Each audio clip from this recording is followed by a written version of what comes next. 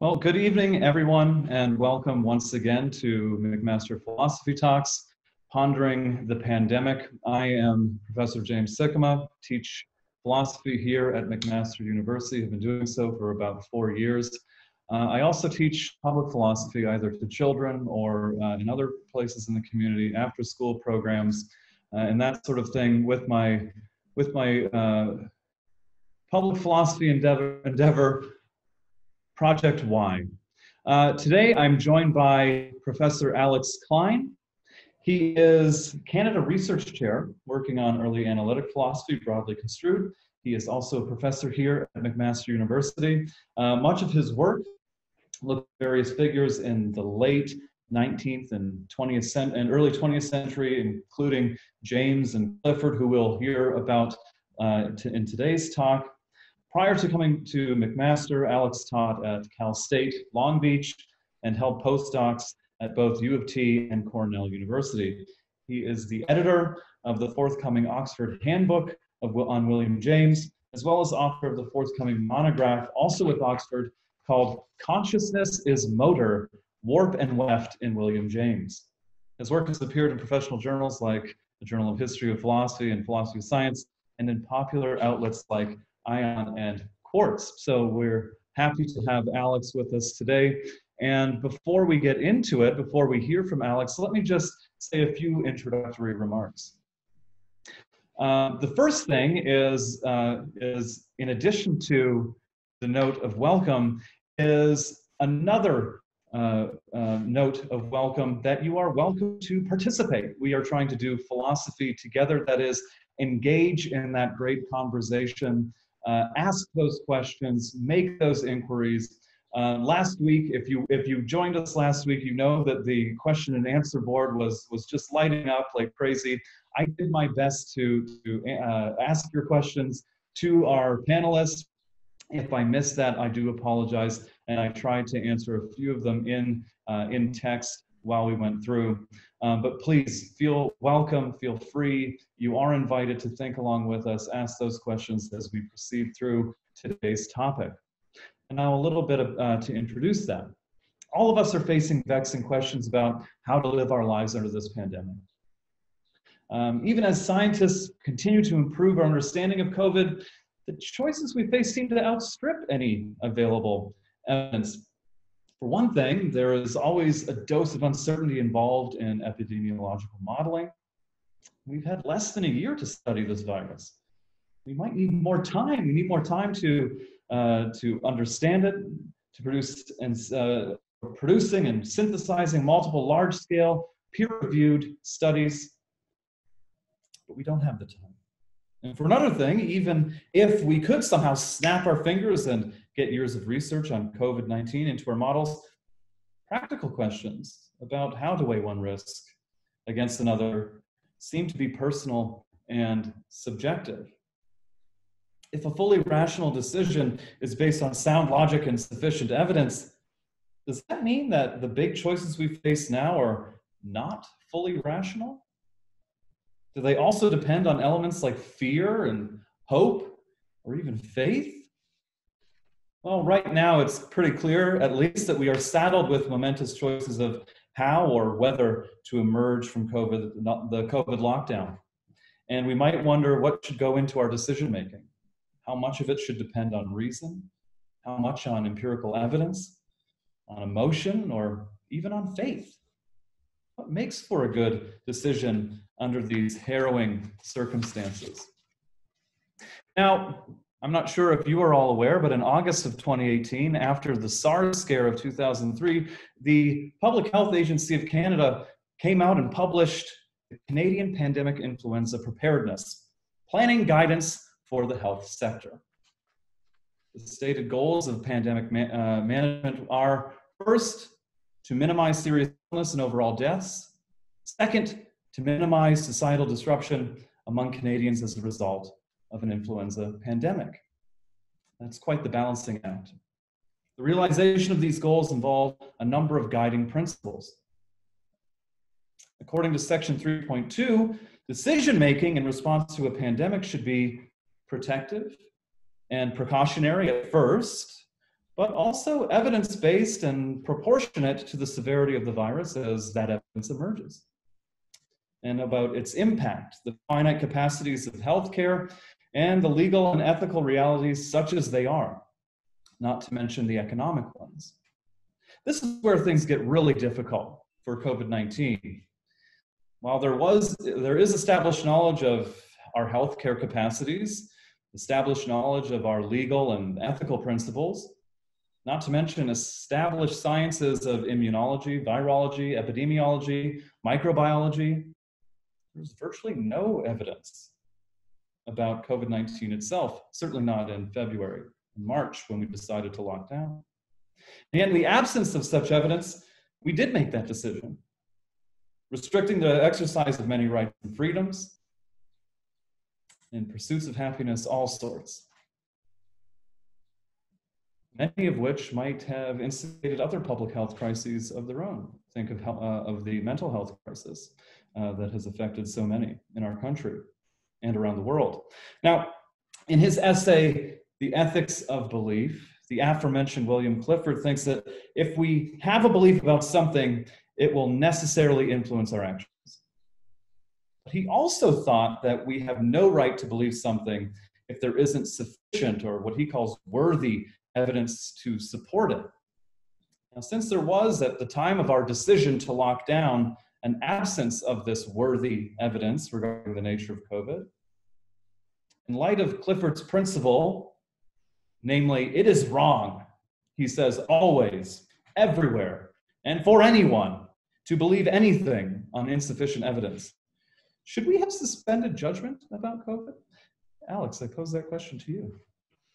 Thank you. First of all, thanks so much for having me. It's super weird to give a talk or have a conversation in front of people who are invisible to me. So that is odd, but I'm so glad that technology makes it possible and that we can at least meet in this way. So thank you for organizing it and inviting me.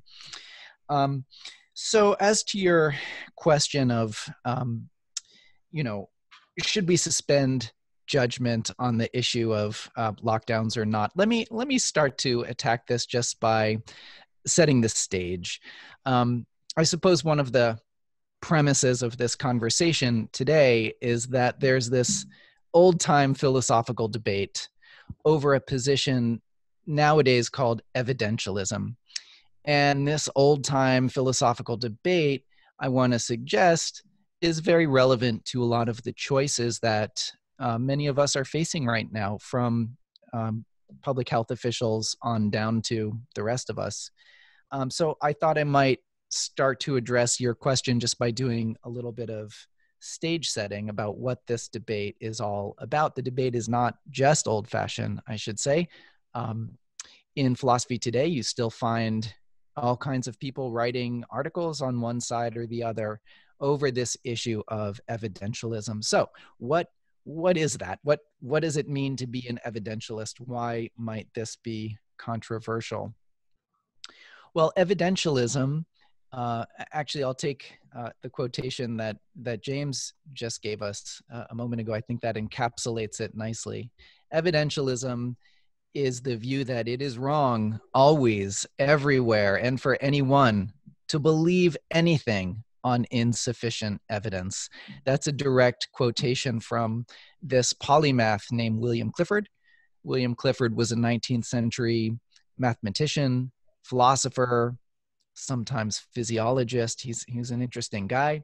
He had this very provocative essay that argued for evidentialism, for this view that you're never permitted to believe without sufficient evidence.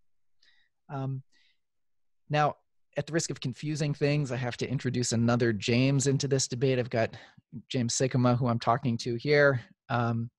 Unfortunately, the guy that we think of as Clifford's big critic in the 19th century, back in the day, was also a James. This is William James. William James was first known as a psychologist. He's one of the founders of modern experimental psychology. His training was in physiology also, and he went on to be an important philosopher as well. So James denies evidentialism. He denies that we're always wrong to form a belief without evidence. And a bit later, we'll get into why he doesn't like this view. And indeed, we'll talk a bit about why Clifford does like the view, or why you might be attracted to it. Okay, so we've got this debate. My thinking is that there are some aspects of the COVID situation which I think we can use as a kind of case study to help us think through this interesting debate about evidentialism. And we can also sort of go in the opposite direction, right? I think evidentialism also gives us a lens through which we can think fruitfully, I hope, about some of the predicaments we face today. So, all right, let's start tackling the main question of should we suspend judgment? Should we have not had any belief at all about whether or not to lock down at the early stages, given that we just knew so little about the virus? Let me start to address this, and this is like the philosopher's disease, right? You ask me a question, and I have to give you like 26 stage setting steps before I can get to the answer. But another important bit of stage setting is, well, what do we mean by belief, first of all, right? We're going to talk a lot about, oh, it's wrong to believe without evidence, or no, sometimes it's okay. What is a belief? What do we mean by that to begin with? Clifford and James both had accounts of belief that you might think is idiosyncratic, but it's not crazy. So Clifford and James both tied belief, as James, sorry, the two Jameses, as James Sikkema just mentioned, William James and William Clifford, two Williams and two Jameses, I give up. As James Sikkema just suggested, William James and William Clifford, the 19th century guys, both agreed that what it is to believe something is to be prepared to act as though that thing were true, right? So you might, in a common sense way, think of a belief as just, I don't know, something inside your mind, maybe something you say, right? Do I believe that the sky is blue? What does that mean? Maybe you think, oh, it just means that I have a certain thought in my own head, right? I say to myself the mental words, I believe that the sky is blue. I don't know. These guys did not like that sort of account. They thought of belief as very closely tied to action, right? So what it is to believe some proposition is to be prepared to act on that proposition, right? You can motivate this with some simple cases, right? Like you yourself perhaps have some friends who might profess some high-minded ideals, right? Like maybe you have a male friend who professes to believe that it's wrong to disrespect women, say. And, you know, at dinner parties and in conversation, maybe he's just very vocal and, you know, affirming this principle, right? I really believe that it's wrong to disrespect women. Okay, great. But then in his personal life, maybe his actions don't bear that out. We've all had this experience, I think, of expecting that when somebody professes a belief, that they will act in accordance with that belief. So William James and William Clifford are old-time evidentialism debate guys. These guys both were very swayed by this thought, right? They really expected that if you believe something, you're going to act as though that thing were true, right? And this is not just a matter of beliefs tend to make you want to act some way. No, James and Clifford both defined belief in terms of preparedness to act, right? So you do not count as believing that misogyny is wrong, let's say, unless you act accordingly.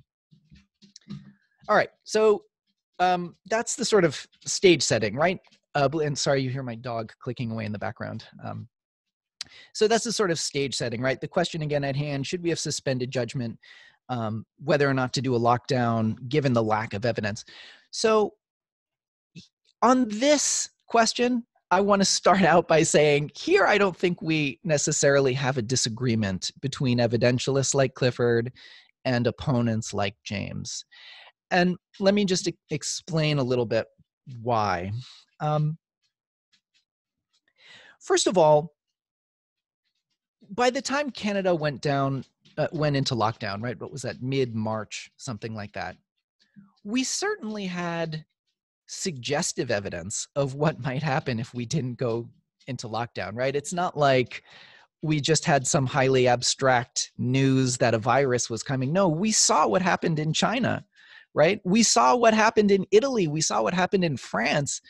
We had some evidence of what might happen if we ourselves didn't go into lockdown.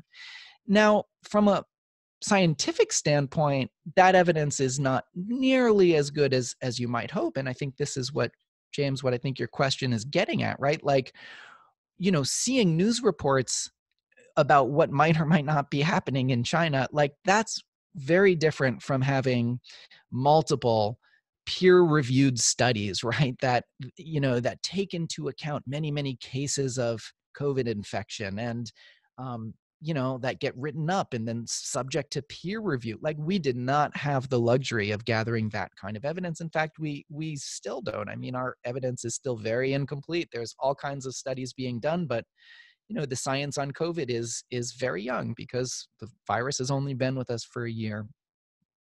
So we didn't have the best possible evidence. That's true. Nevertheless, we can maybe start this conversation with a point of agreement between evidentialists and their foes.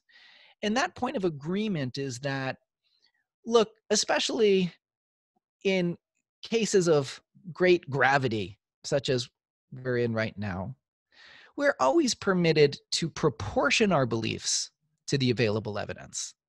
To proportion our beliefs, right? So beliefs don't necessarily come in a sort of 100% on, 100% off kind of variety, right? There might be some claims that I'm prepared to act on if not too much is at stake. Or there might be some claims that because so much is at stake, I'm prepared to act on them even though I don't maybe have full confidence in them. Evidentialists and their critics are, I think, on the same page when it comes to proportioning your belief to the evidence. You always have a responsibility to seek out the best evidence you can, right? This is not a debate over evidence, good or bad, right? Evidence, do we want it or not? No, everybody agrees we want as much evidence as we can possibly get. And we are always duty-bound, both sides would say, to proportion our belief and to proportion our actions to the available evidence.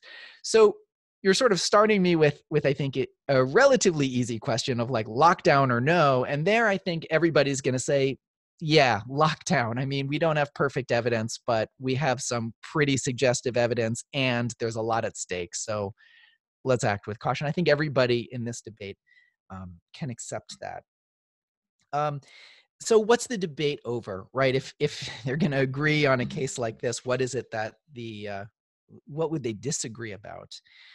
I think the real questions start to come up when you consider questions that we're all facing that are not just insufficiently supported by evidence. They're not just questions where we'd like to have more evidence. We don't quite have as much as we would want now. No, some of the questions we're facing right now seem to be the kinds of questions that in principle do not respond to evidence. And the question between evidentialists and their opponents is, first of all, whether that's true, whether there really are important beliefs, important courses of action that we can decide whether or not to adopt that really genuinely cannot have evidence to back them up. And if so, what we should say about those cases. Are we being irrational when we allow ourselves to believe something or to act in a certain way that's not supported by evidence, or not? Yeah, Alex, before we get to that section, questions are coming in quite rapidly now. Once again, I'm going to try to type my answers as Alex is speaking and also listening to Alex. And I'll try to raise your questions. If I don't take it personally. It's either we're cut for time or perhaps we've addressed it as the talk goes on. One question came up, Alex, and it's from Jillian. She asks, how does one decide what is sufficient evidence? I know you were just talking about proportioning our beliefs to available evidence, and it's a more or less sort of proposition, but what does the sufficiency of evidence mean? Good. That's a great question. You have different answers from Clifford and James, and indeed, you know, I'm sure there's many possible good answers to this question. But just to keep things simple, let's stick to James and Clifford. So Clifford thinks that there's basically two things you need for good evidence. One, you need a foundation in experience. So you need some sort of observational evidence that the thing that you're, that you would believe is actually true. But he also accepts that we can extend that evidence by rational means, by appealing to what we would today think of as inductive inference. So he puts the point this way. He says, look, take a very simple proposition like burnt child shuns fire or something like that, right? If we're thinking of that as a general claim about how children generally behave with respect to heat and getting burned, Clifford says, look, if we're thinking strictly about it, that general statement is not, strictly speaking, supported by experience, right? Because we've experienced many cases in the past where children who are burnt subsequently shun fire. But as William Clifford asks, who's to say that children's experiences in the future will resemble their experiences in the past? Clifford acknowledges what's sometimes called the principle of the uniformity of nature, which is a principle that says, look, nature will roughly continue in the future as it has in the past. So what's objective evidence for Clifford, or what's sufficient evidence for Clifford? It's evidence for a proposition that is either based on experience directly, or it is based on an amplification of experience, an amplification of what we know through experience based on this principle of uniformity. So if I have some general principle like burnt child shuns fire, it's fine if that's requiring me to appeal to this assumption that nature will continue in the future as it has in the past. That's Clifford. The James story is much briefer and simpler, partly because James himself is a critic of this notion of objective evidence. For James, it's not that James doesn't accept that sometimes we have evidence, sometimes we don't. Of course, he draws that distinction like most any reasonable person. But James thinks that it's an illusion to suppose that there is some sort of magic moment when we really can know ourselves to be in a position of having gathered sort of perfect evidence. So the way James defines objective evidence is he appeals to scholastic philosophy. So the scholastics had this conception of objective evidence as evidence that puts me in a position where it is no longer possible for me to doubt the proposition. So evidence that is so strong that I am literally psychologically no longer able to doubt that proposition. James talks about objective evidence being the sort of thing that's supposed to coerce us into belief. So James does not think that we really do get around to a place in this world, whether we're doing science or everyday life, where we really ever do get evidence that is so strong that you, in principle, could never doubt the belief. So there's a dispute there. Clifford wants to appeal to experience plus reason to say, hey, we can get enough evidence to be, certain of a belief. James is very mistrustful of this notion of certainty. He sort of thinks we get as best evidence as we can, but we shouldn't fool ourselves into thinking that evidence really totally coerces our beliefs. Yeah, thank you, Alex. Moving along, I mean, so a lot of these questions that have come up are really prefiguring a lot of the content that we'll get to later as we progress here. But just thinking about this objective evidence and this sort of threshold of certainty, like where we get enough evidence where we have greater certainty, and then our confidence in that belief is adjusted proportionately. Now, clearly, as many in the question and answer we're saying, well, we did have also some evidence about how pandemics have run in the past. Of course, as you were saying, that's this idea that the future will resemble the past is in some ways a confession of faith that there is a uniformity of nature and that there is a certain way that things can behave. And that might be part of our evidence too. But if it fails to meet this threshold of certainty or fails in fairly significant ways, it still seemed that we had to make a choice of some kind. And that's kind of strange because Clifford is saying, well, I can only believe things if I have sufficient evidence for them, and believing is being prepared to act on that proposition.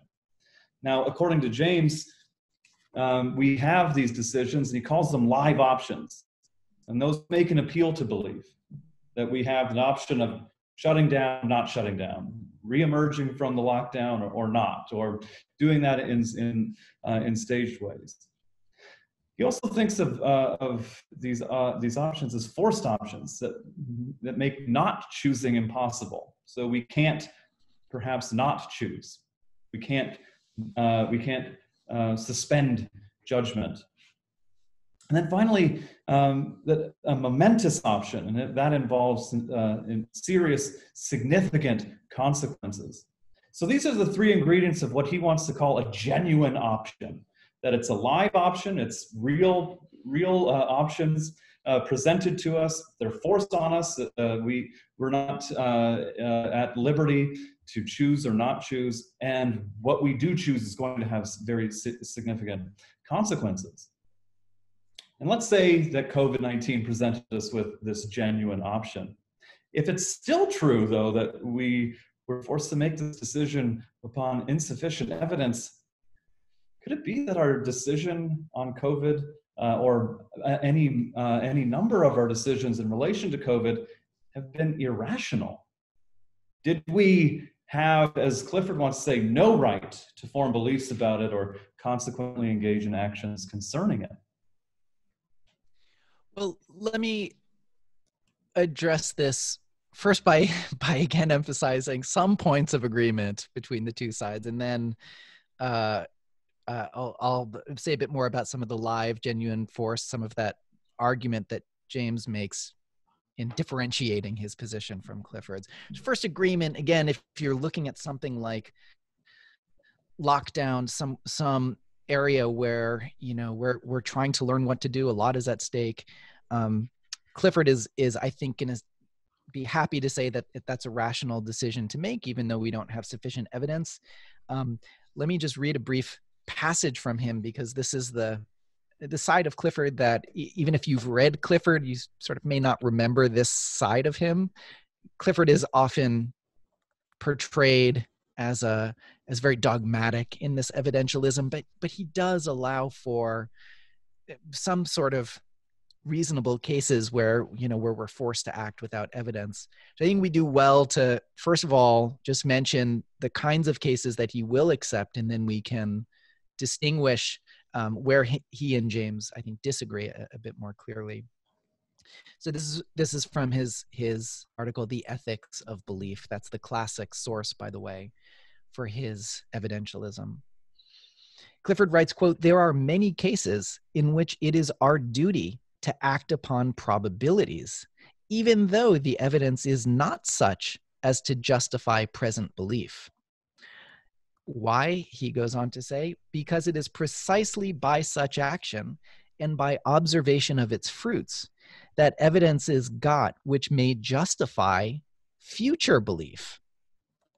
Okay, so the thought there is, look, in our COVID case, when we're considering doing a lockdown, you might think that there are some tremendous benefits, not just to our own health and well-being, but there are some potential epistemic benefits to our knowledge, right, that might come from our doing a lockdown, right? By acting on an educated guess about what to do in this pandemic, we are in effect testing our knowledge. We're running a kind of experiment as a society about what happens when this kind of pandemic hit this kind of society. So in those kinds of cases, Clifford is going to be happy to say, sure, sometimes we do have to act without evidence. And in fact, sometimes in science, we're faced with this, right? We have an educated guess. We act on that guess in order to test it. And that's permitted on Clifford's view, but it's permitted because it's an action that stands to get us knowledge in the future. So that much is fine. But again, there are some disagreements here. And I think when you start to drill down into the lockdown and you start to ask some specific questions about, should we have done this? Should we have done that? That's where I think the evidentialist and the critic of evidentialism a bit differently. Let me give you an example. Early on in our lockdown here in Ontario, Ontario decided that alcohol apparently is an essential service, right? That liquor stores were essential enough to keep open, right? So we had a lockdown, but that did not include LCBO. I don't believe LCBO ever closed, right? So, you might look at that decision to stay open and ask, was that based on evidence? Is the thought that alcohol is essential to our way of life, say, is that thought based on evidence in some way? James might say, no, right? That's us proposing a kind of value, right? That's us picking something that we take to be important to preserve in our lives. That's not a choice that's based on evidence. Perhaps you'll say, well, hang on a second, right? The relevant belief is not whether or not alcohol is somehow essential to our way of life. Maybe the relevant belief concerns something like social disruption, right? I'm assuming that the authorities in Ontario chose to keep liquor stores open because they worried about social disruption. Maybe they worried about creating a dangerous black market in alcohol or something like that. So that's fine. But, James might push back and wonder how much this kind of social disruption claim really can be borne out by evidence where,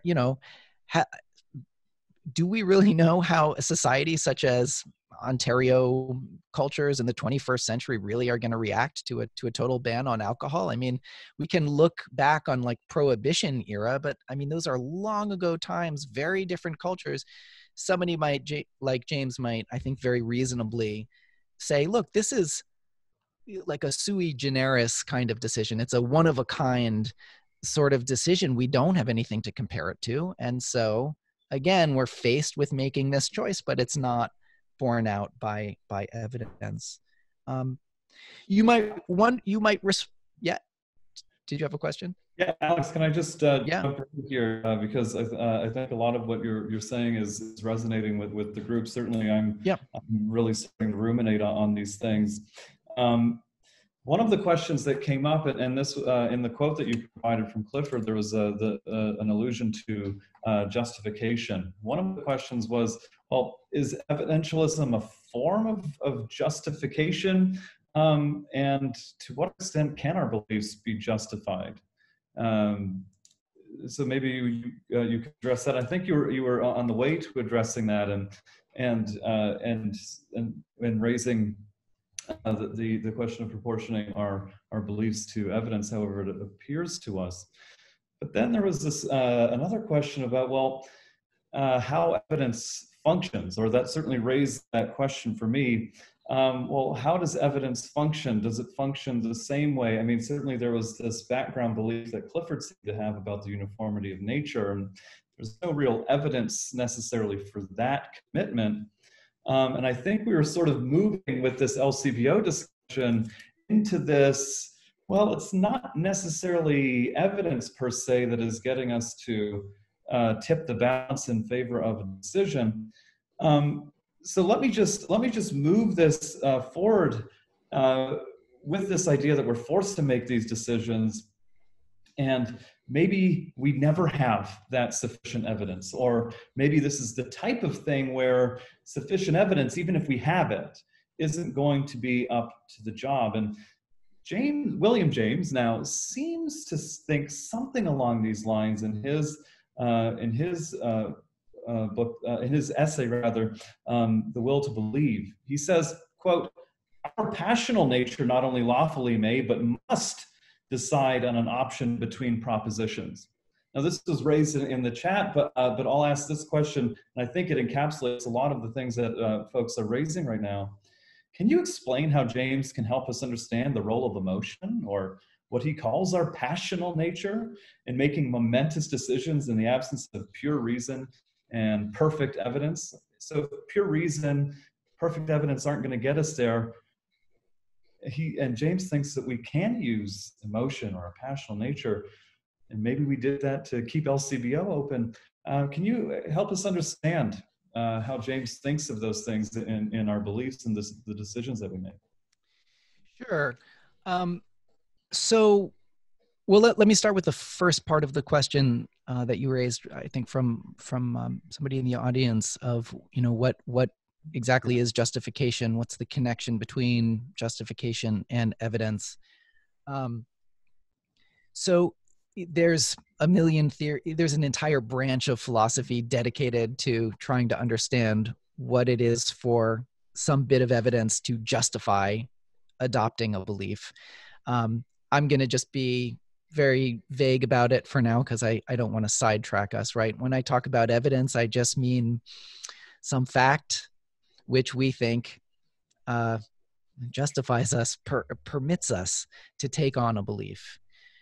Again, James and Clifford both expect us usually to be justified by evidence before we adopt a belief, right? It's just that James has this carve out, and a big burden of his work on this topic is devoted to explaining this carve out, explaining these special cases where we are exempted from that usual requirement to have evidence before we form a belief. And so that quotation that you just read about our passional nature being permitted or even required in some cases to be brought into the picture in order for us to settle beliefs. This is James trying to articulate what those special cases are. So maybe it would help to talk about that a bit. What are these special cases where James thinks we can believe without evidence? So James, maybe I'll continue with the liquor store example to illustrate some of these distinctions. A key aspect of James's thinking is this notion that some of our belief choices are forced on us. You might, in a common sense way, think that, hey, when I don't have evidence, I can just suspend judgment. If I, am faced with this question of, like, do masks prevent the spread of COVID or not? Let's say in March, at a time when we're really just not sure, you might say, hey, we're going to suspend judgment. Or, if we're faced with the choice of believing whether or not it's essential that liquor stores stay open, maybe you think, oh, look, we'll just suspend judgment. James thinks there are moments where that's just not possible, right? So think about the liquor store example, right? What does it mean to be agnostic on this question of whether or not alcohol sales are an essential service during a lockdown? Does being agnostic mean you do nothing? well, okay, that's fine. But then the liquor stores stay open, right? They had been open before the virus. If you do nothing, they just stay open. Well, James points out that if you think that action and belief are closely tied together, I mean, that's a position where you're effectively adopting the belief that liquor is essential to life. You're leaving the liquor stores open just as surely as you had that concrete belief in your head, right? That liquor is essential. Or maybe you think, oh no, suspending belief, maybe we have a sort of default position. We're going to shut everything down unless we have good reason to open it. And, I'm agnostic. I don't know if alcohol is essential or not. We're going to shut down the liquor stores. You can guess what James is going to say, right? Look, you're acting in just the same way you would act if you were saying the words to yourself in your mind that you believe that alcohol is not essential. This is a choice that's forced on us. From a practical standpoint, there's no fence sitting, right? Not every choice is like this. He gives the example of, if somebody says to me, go outside right now with an umbrella or don't. Well, that choice is not forced on me, right? I can just avoid the choice by staying inside altogether, right? Not every choice is forced on us. Some of them are, and those are the ones where the choice is forced on us. Those are crucial to these special cases where James thinks we are permitted to believe without evidence. So in fact, that's one of three conditions he gives when we face a belief that's forced on us. That's one condition for being justified in believing without evidence. Second, he says that the choice of beliefs has to be live for us. So he's acknowledging that we do not have control over what to believe in every case. Like, I can say the words, the pictures you see in the newspapers of Prime Minister Trudeau are not really Prime Minister Trudeau. That's somebody else. Like, you can say those words. For me personally, it is beyond my psychological capacity to actually believe that. It's not a live option for me. So the choice between beliefs has to be live, has to be forced, has to be live, right? It has to be something you actually have a control over whether or not to believe. Last, it has to be momentous. Right? There has to be some sense that a great deal of consequence turns on the choice you make. James's basic argument against Clifford is this. He says, look, there are moments where we are practically forced to make a decision about which of two beliefs to adopt at a time when we cannot possibly get sufficient evidence about which is the right belief. And so what James is going to argue is, look, if I don't have the ability in those cases to wait to form the belief until I get evidence, then surely I cannot be obligated to wait for the evidence. It's not in my power to wait for evidence. There's a principle that many moral philosophers appeal to called ought implies can. Ought implies can just says you only ought to do, you can only be obligated to do the things that you can do, the things that are in your control. You can't be obligated not to sneeze in an opera. I mean, you probably have no control over that, right? So ought implies can, and James is giving us this sort of ought implies can argument and saying, you can't require me to withhold belief in these special cases because it's not in my control.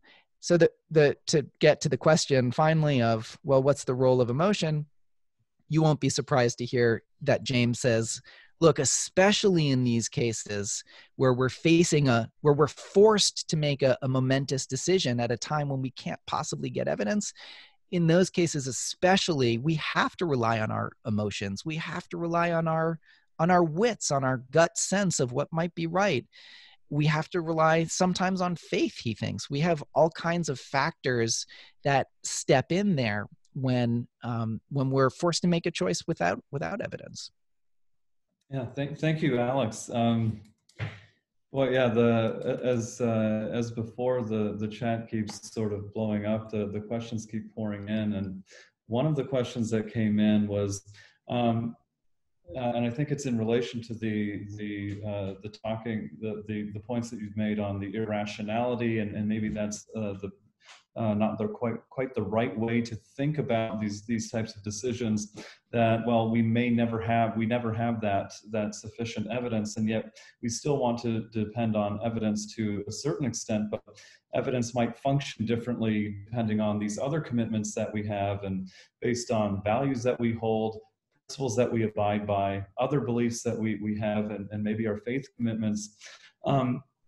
And that sort of raises a question that has come up now a few times, and that is, how could we, on this basis, and maybe in relation to this passional nature that James is talking about, how can we differentiate between good evidence and making a decision on the basis of good evidence, even if, you know, our passional nature is incorporated in that, and fake news? How might we distinguish between what's real and what isn't? So you brought up the picture of Justin Trudeau. Could be a deep fake. It could be this very, very convincing but nonetheless spurious reproduction of our prime minister. How much, I mean, and I think that might be what James is talking about, that we could keep asking, we could be very skeptical, and that was another question. Could we be really skeptical and go, well, let's uncover that next layer and get to the bottom of this. But when we have to make these judgments, and especially how inundated we are with social media, someone brought up social media and media all sorts, and we've got to sort of decide, okay, am I going to believe that, or am I going to believe this? Perhaps you can help us differentiate good evidence or evidence-based journalism and fake news. That's a tall order. Yeah. Well, maybe I can address it this way. Reading the William Clifford article again now in the 21st century, really does make you think a lot about fake news, and it does make you think a lot about conspiracy theory, because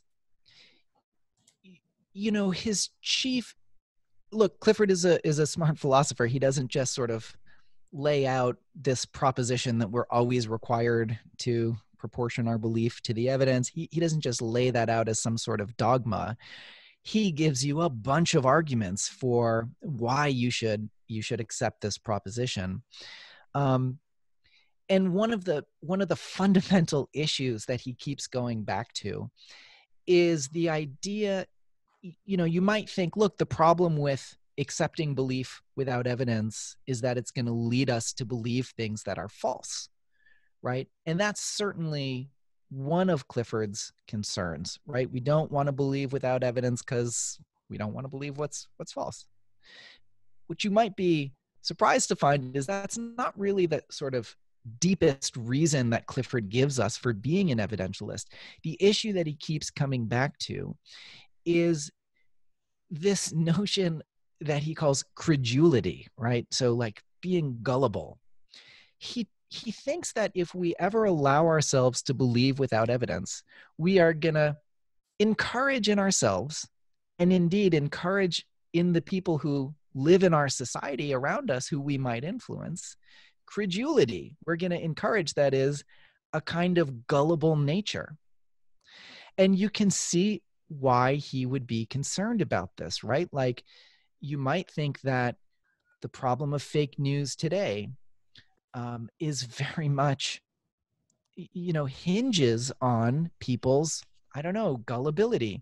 And that's not to put myself or anybody above that gullibility. We're all apt to be taken in sometimes by perhaps a story that coheres with what we want to believe, right? And that's always been the classic objection to James's position, to the opponents of evidentialism, right? It's, listen, if you're going to open the door a crack to beliefs that are not based on evidence, well, then you open the door to credulity, you open the door to gullibility, and soon you open the door to conspiracy theory and fake news.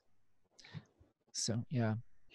Yeah, I mean, I think that's, and I'm trying to get some further explanation from a question that just came down the pipe, but maybe I can piece some of it together in what I'm about to say.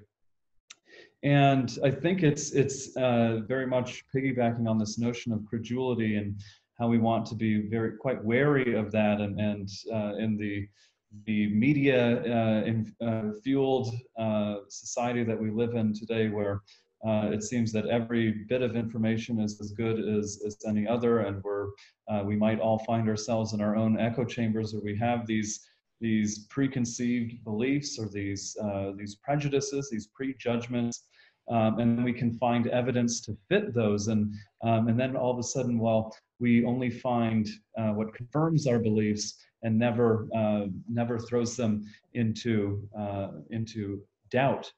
So when COVID was new, a lot was made. There was a number of articles in dealing with the psychology of fear.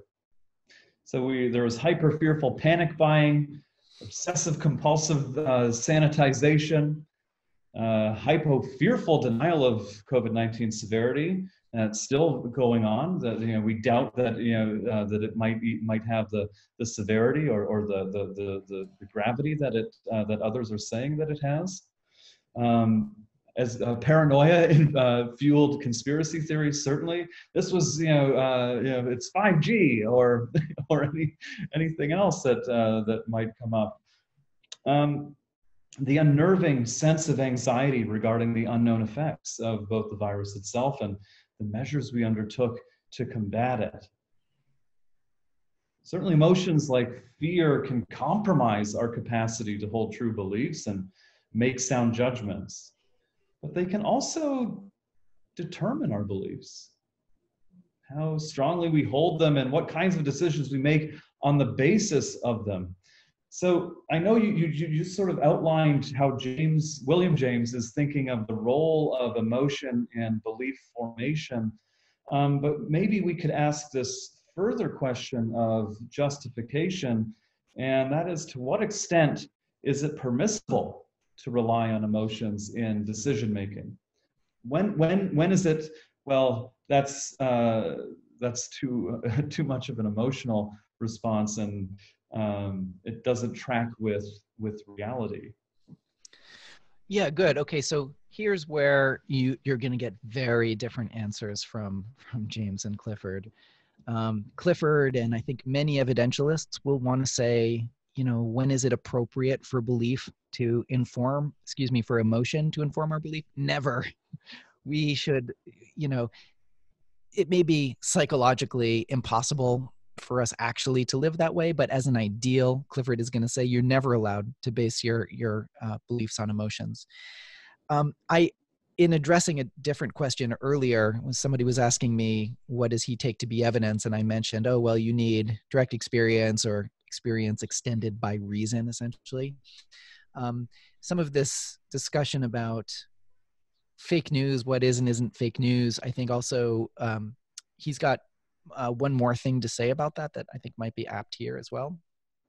That is that Clifford recognizes that, look, none of us are in a position to sort of directly, empirically verify all the beliefs we might have about the world, right? Like, the vast majority of what I take myself to know about the world is facts that I've taken on testimony of others, right? And this question about fake news, how do you distinguish between the fake news and the not fake news?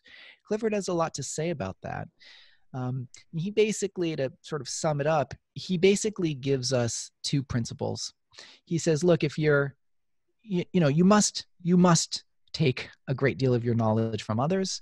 And so in those cases where you are, be it teachers or newspapers or social media accounts, he says you have to ask two questions. One, is the source trustworthy? So that's a question about, might they be lying? Do I have reason to think that they might be lying, or do I have reason to think that they might be trustworthy? Second, are they in a position to know the thing that they're telling us? So you could have somebody who's totally trustworthy, very honest person, doesn't lie, but comes along and tells us, hey, listen, you know what? Hydrochloroquine cures COVID ID, to take an example ripped from the news. Well, if that person is not themselves a doctor, has not themselves done any studies or doesn't themselves have any direct reason to think that, then you're going to say, look, that person might be honest, but they're not in a position to have the knowledge they claim to have. So Clifford gives us these two criteria. If you're trying to distinguish the fake news from the not fake news, read some Clifford. He'll tell you, make sure that the source is trustworthy, make sure the person is in a position to know what they say. James is in a very different position, right? Because James is willing to grant many more exceptions to this sort of rule. James thinks not only do we in fact rely on emotion in many cases, he thinks sometimes it is absolutely unavoidable. But he is, of course, going to have to distinguish, as you suggest, between the cases where we are relying on emotion in a reasonable way and the cases where we're not. Let me give a sort of simple, familiar example to illustrate James's perspective here. James talks about the case of being faced with the choice of insuring your home. So you buy a house, you have to decide whether or not to pony up every month for the insurance policy against, I don't know, let's say fire. In one sense, you don't really have fully coercive evidence about whether or not it's going to pay off in the long run to buy the insurance. You don't know whether your house is going to burn down, right? And indeed, if your house is now burning down, it is not possible to buy insurance anymore, right? Like, that's the nature of insurance. You must decide at a time when you do not know whether you're going to need it. So for James, the question of whether or not to buy is a question of risk assessment.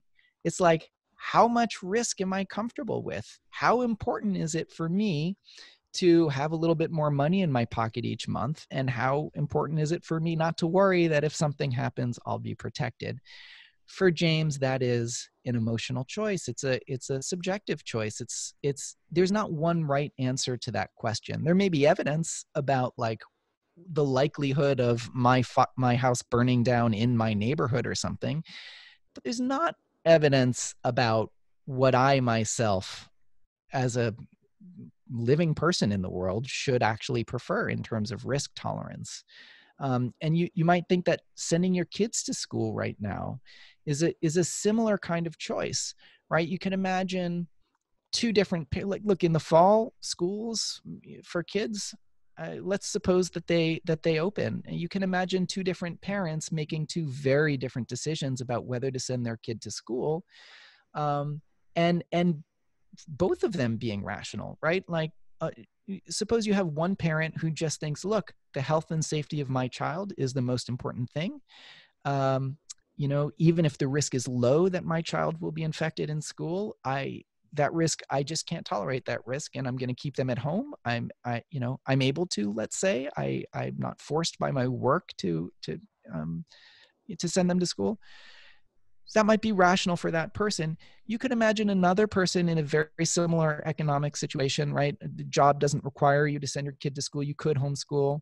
But maybe that person says, what's important to me is I want my kid to become a doctor. And becoming a doctor is going to mean studying and then working in very harrowing circumstances, and indeed studying and working through severe illness.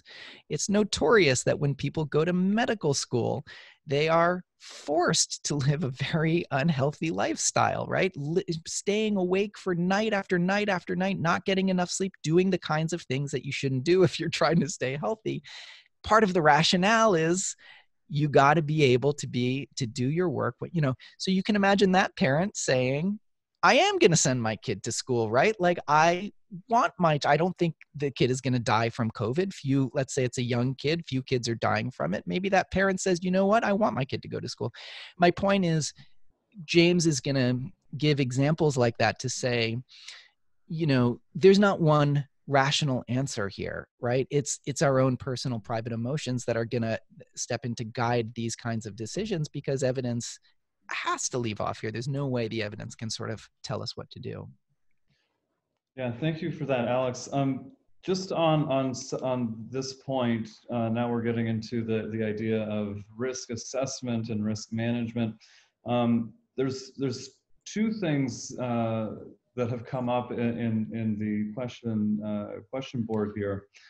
The one is, so we've linked belief formation and decision-making to emotion, and perhaps emotion broadly construed, that we have certain desires, we have certain attachments, we have preferences that we would like to, that we give higher priority in certain circumstances than others, and in your case of the two different parents who might have different different emotional responses to this momentous decision. One of the questions that came up was this idea of linking credulity with, I can't see his name right now, but with what he called moral turpitude. And that perhaps this, in keeping with this idea that, well, we proportion our belief to the evidence that's available to us, but there is something of a feedback loop going on here where we're proportioning our belief to the evidence, but we're also recognizing evidence in accordance to the beliefs that we already hold. And now there might be some kind of obligation for us to believe something or make a decision, but boy, we could really believe the wrong things and do the wrong things on the basis of those beliefs. So is it possible to be wrong in these decisions? Could we say that someone has their priorities mistaken? So now we've moved from evidence to other forms of justification in line with these other values, these principles that we might hold, these other beliefs we might have. Can we say that someone is wrong? Someone has not believed what they ought to have and acted accordingly. That's from the audience, and we'll move on to risk assessment proper in just a moment, but I thought I'd raise that. Yeah, good. So is it possible to be wrong? Well, so I mean, certainly Clifford is going to say that it's possible to be wrong. Clifford is indeed going to think that there is some rational fact of the matter about how we should weigh our risks, right? James is going to look at the two parents and say, it's subjective, it's up to each parent. Somebody like Clifford is going to look at them and say, no, we need to keep in mind human well-being. And there is a fact of the matter about which of those families is going to experience more well-being, more pleasure, let's say. And we may not know what the fact of the matter is in advance. You might say, we're in a tough spot because we can't get enough evidence and we're forced to act. Maybe Clifford is going to accept all that. But the heart of this debate is James wants to say that is a choice that cannot get enough evidence ever. Whereas Clifford is going to say, look, enough, let's say, psychological study, you could figure out which of these suites of preferences are and are not objectively better off. It seems to me that part of James's position is to deny that in every such case, particularly when it comes to risk assessment, which I guess we'll talk about more. The heart of his position, I think, is to deny that there really is an objective fact of the matter to be settled by evidence at all. From curiosity. Sorry, let me just say one more thing. Maybe we'll get to this more in the risk assessment bit, but that James does have ways of differentiating between the sort of better and worse choices in these cases. And so I haven't addressed that yet, and I will get to that, but I'll maybe let you ask some more questions and hopefully I'll get to that. Oh, no, that's fair. I'm looking forward to that. I think that's fair. The question that I wanted to ask, so we talk about objectivity and sort of greater objectivity of evidence, and that weight should be compelling for our belief and push us one way of assenting to something. Send kids to school, and if you don't, well then you're wrong. So I'm getting a question right now about mask wearing. So if the evidence seems to be mounting that COVID is primarily or predominantly spread via particulate airborne matter in the form of aerosol, well, masking up might be the best way to prevent the spread. So is there a way then to be, to say that now you ought to hold this belief, but also if you fail to wear a mask, you don't just have a false belief, you're also doing something immoral or unethical by failing to act according to, what ought to be compelling to you. So there's that sort of moral element, not just for what we have a right to believe or not, but also the sort of objective moral objectivity in terms of moral principles and obligation. Can you speak to that? Or are we going to get to that in the risk assessment piece? Well, yeah, no, I mean, I can let me just, I guess, say a few things to that. So first of all, philosophers like to make distinctions, right? At the risk of circumscribing this a bit too narrowly, let me just make clear that, the question of whether or not it is right to wear masks is different from the question of whether or not you are permitted to believe that one should wear masks without evidence, right? So the evidentialism debate really is a debate about the supposed ethics that govern our belief-forming practices. Everybody in this debate agrees that there are all kinds of things that we do that don't necessarily have to do with our beliefs, and that those actions are morally appraisable, for lack of a better term. So everybody accepts that, right? And I think with this example of mask wearing, I don't think you'd get a dispute between somebody like Clifford and James. I think they would say, this is another one of these cases where we've got pretty good evidence that mask wearing, really does curb the spread of COVID-19. And something huge is at stake here where, if we don't do this, many, many, many, many more people can get sick and die. There's no, I think there's going to be no disagreement about something like this, that this is a case where we do have quite a lot of evidence and quite a lot turns on it. And so we should act accordingly.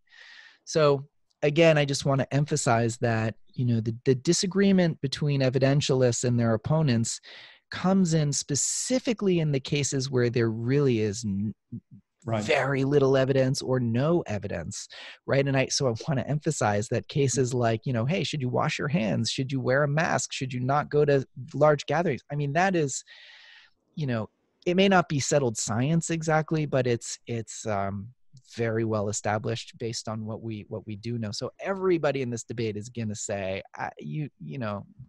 mask up, wash your hands, don't go to big gatherings. Mm-hmm. Yeah, thank you for that.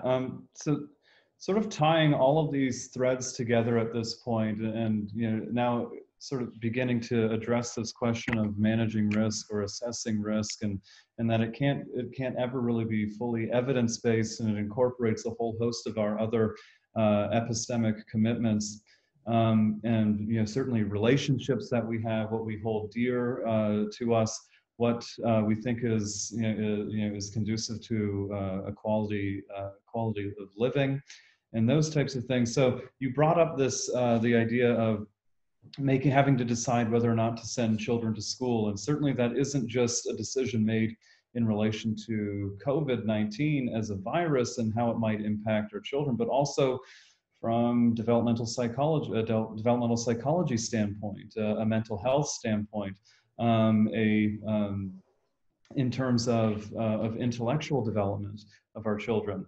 I know the most children are certainly a vulnerable population, and speaking morally, the principle of vulnerability says, well, if someone's is more susceptible to harm, then we have a responsibility to protect them from those harms, provide benefit for them.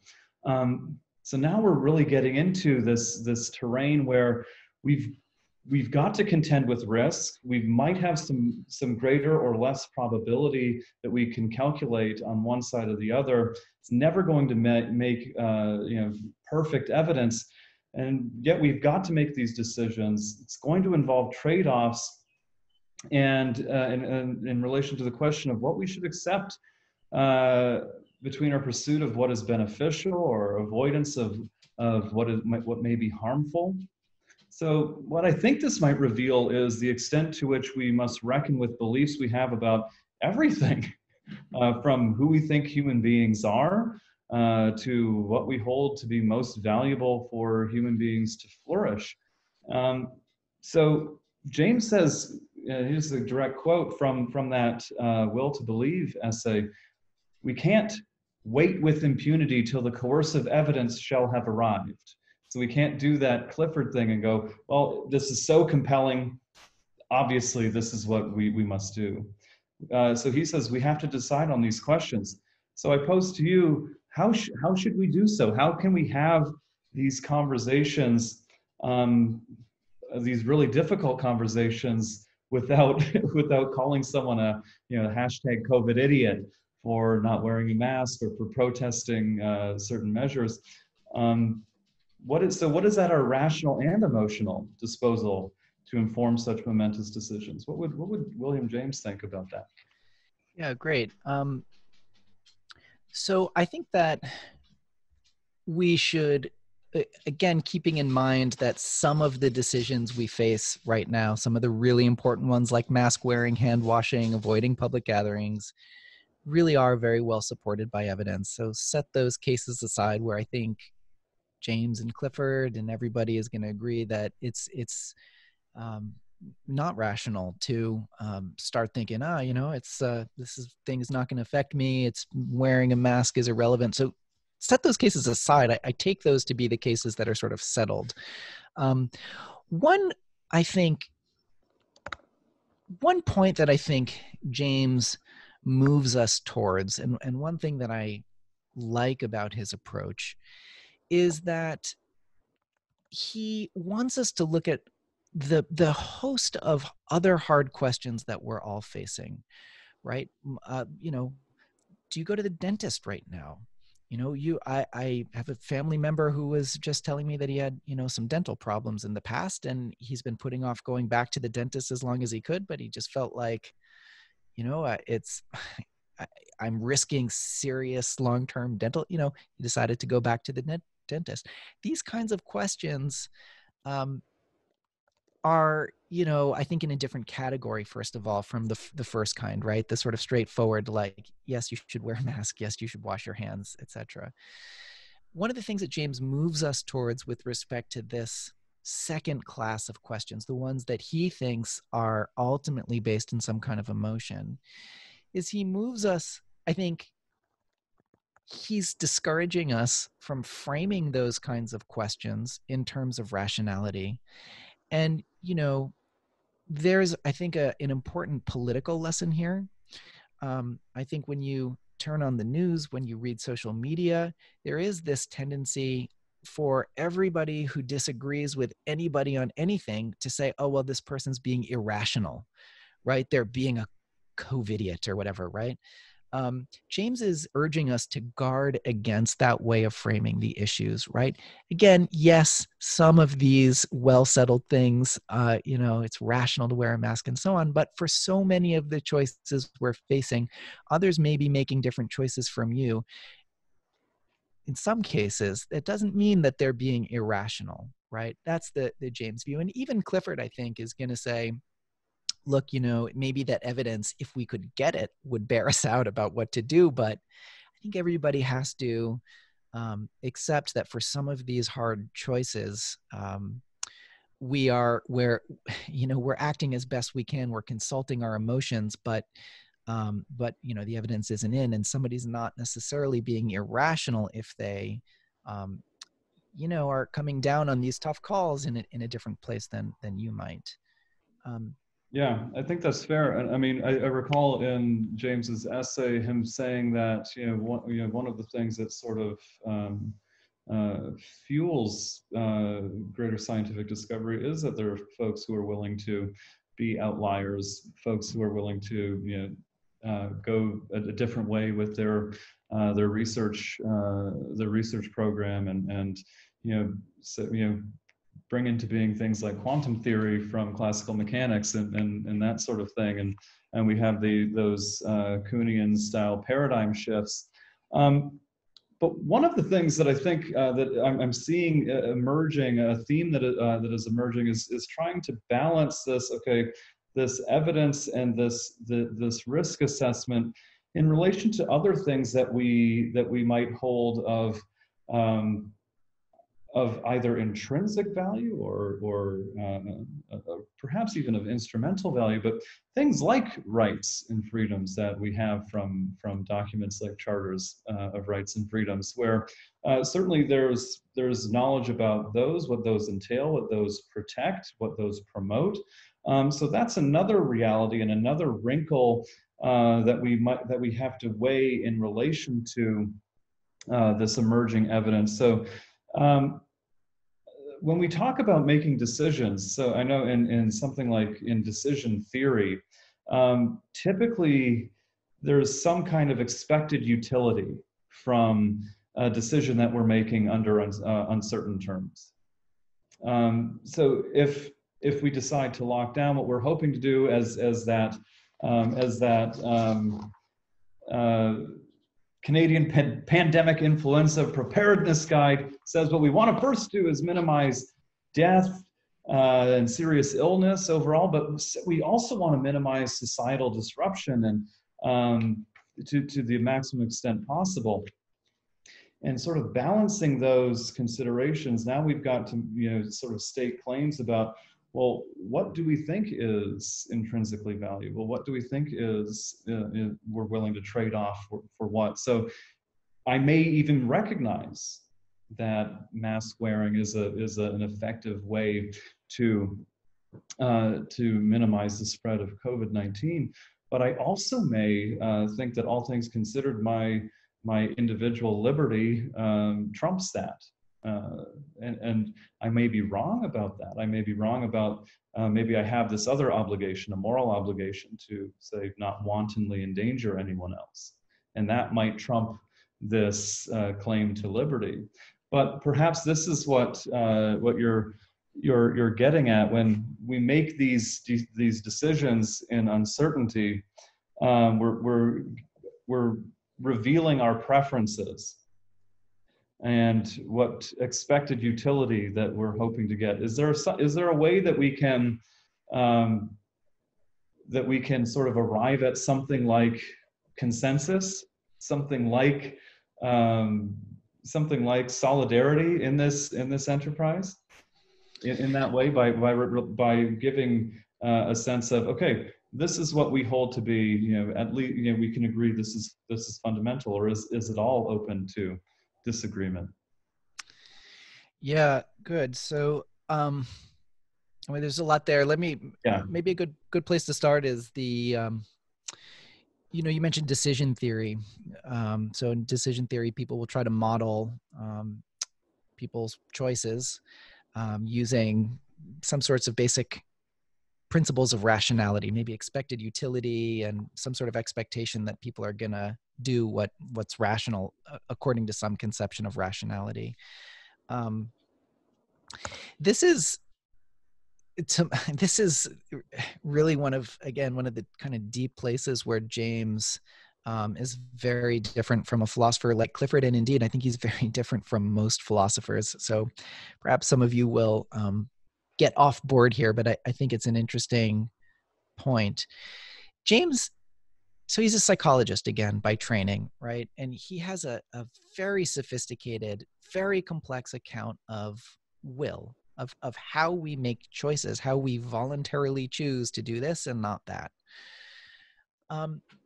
In philosophy, and indeed in the history of psychology, the standard account of will up until the 19th century, at least, started with a conception of rationality. It started by saying, like, look, we understand what is sort of theoretically rational. We understand logic. We know what rationality is. And then we're going to give an account of what it is to be practically rational, right? To make choices in a way that we think is commendable.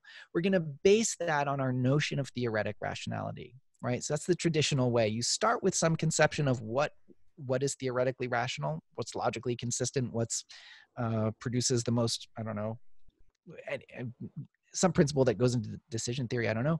You then base a conception of practical rationality on that. James inverts that. So James starts with a conception of what he calls the healthy will. And he bases his understanding of what is theoretically rational on this conception of the healthy will. So this issue keeps coming up of like, hey, if you're James and you think that, in all these important cases, evidence runs out, you have to make some beliefs without evidence. How do you distinguish between the good kinds of choices and the bad? Presumably, you can rely on emotions in ways that are totally self-destructive, that harm others, that have all kinds of bad consequences. How do we distinguish between these? James's answer is, look, you start with a conception of healthy willing. So you can see when people make their choices, they make choices for all kinds of reasons under the sun. But in a kind of experimental way, you can see which of those kinds of choices seem to work out well, and those are going to be the healthy cases, and which ones don't seem to work out well, right? So he has all kinds of examples like, cases of addiction, right? Where making choices, based on, I don't know, certain kinds of urges and not based on a consideration of longer term concerns or whatever. For James, the healthy will is fundamental.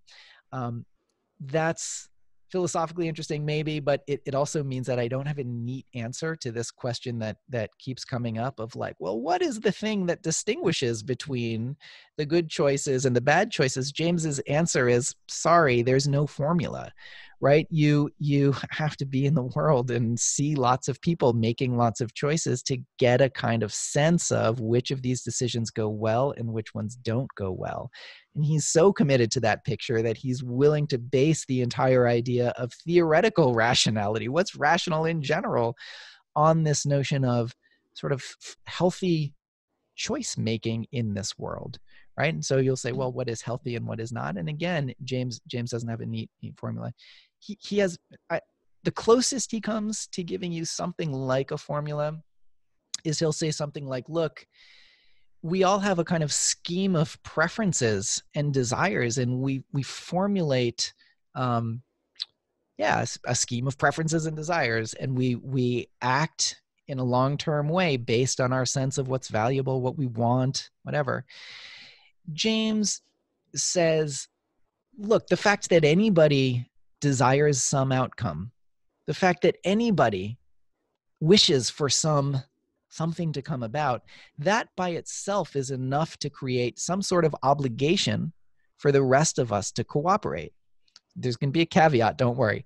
But so the thought is like, if somebody comes along and says, look, I know mask wearing is not, I know mask wearing will help spread the virus, but I have other concerns.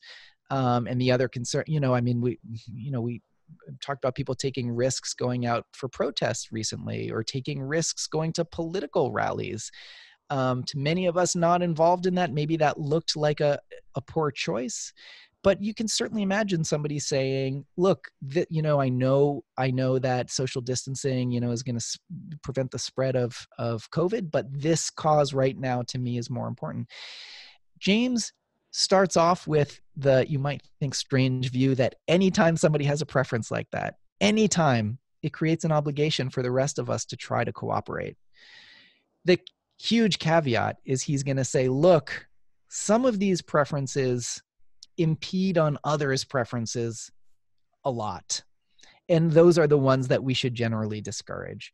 So it's one thing to say, look, I have a preference of, I don't know, sending my kid to school, even though I know he might get COVID. You might think it's another thing to say, I'm a governor of a state and I think it's politically convenient to a president, not that I have anybody in mind in particular, that I just discourage people from wearing masks, right? James might come along and say, look, that might be something that's coming from a preference and a legitimate preference in some sense, but that preference impacts lots of people and it prevents other people from satisfying their preferences in ways that they want to. So James is going to say, when we're trying to assess what is a healthy way to go about making decisions, that's got to be one of our concerns, is thinking about the way our choices potentially negatively impact the people around us. And, you know, maybe you come back and say, look, there's a rational formula. He does think we can have rational formulas at the end of the day. And I guess I won't take that on here, but that's the way he's going to try to deal with these issues. Thank you so much for that, Alex. That really is a nice segue into what we will be talking about next week. Dr. Stefan Scarafa will be discussing the nature of solidarity and whether solidarity requires, you know, consensus, full-blown harmonious agreement, or if we can have disagreement and still arrive at some sense of solidarity, uniformity of ideals, and even though we might have competing preferences. So stay tuned for that. I'm noticing the time, and we are about at time. It's almost 8:30 at this time. So unfortunately, I think we're going to end it there. I do wish to thank you, Alex, for this really great, stimulating discussion. I hope everyone who tuned in got something out of it. Once again, thank you to Continuing Education. Thank you to the Alumni Office and to the Department of Philosophy here at McMaster University. Please join us next week, and we'll keep the conversation going. Until then, take care. And thanks to you, James, for organizing these. These are great. Thank you very much. They're great. My pleasure.